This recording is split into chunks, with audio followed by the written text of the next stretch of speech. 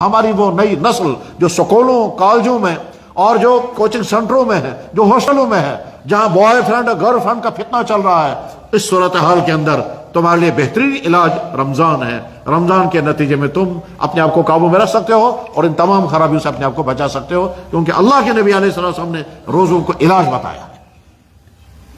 رمضان المبارک کا مہینہ جب آتا ہے تو ایک دم پورے ماحول میں اس کے اثرات آ جاتے ہیں، نیکیوں کا ماحول پھیل جاتا ہے، مسجدیں آباد ہونے لگتی ہیں، حتیٰ کہ ہمارا وہ بھائی جو طرح طرح کے گناہوں میں ڈوبا ہوا ہوتا ہے وہ بھی سوچنے لگتا ہے بھائی آج تو رمضان ہے، آج تو یہ سب نہیں ہونا چاہیے۔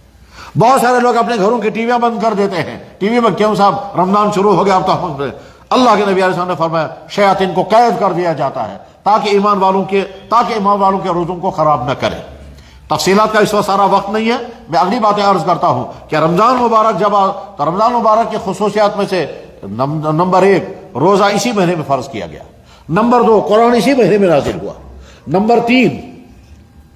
اعتکاف اسی مہینے میں ہوتا ہے، نمبر 4 تراویح کی نماز اسی مہینے میں ہوتی ہے۔ یہ ساری چیزیں اسی ایک مہینے میں جمع ہو جاتی ہیں، اس لیے رمضان المبارک بہت ہی قیمتی مہینہ ہے، اور اگر کسی شخص نے رمضان المبارک ٹھیک طرح سے گزارا اس کے اثرات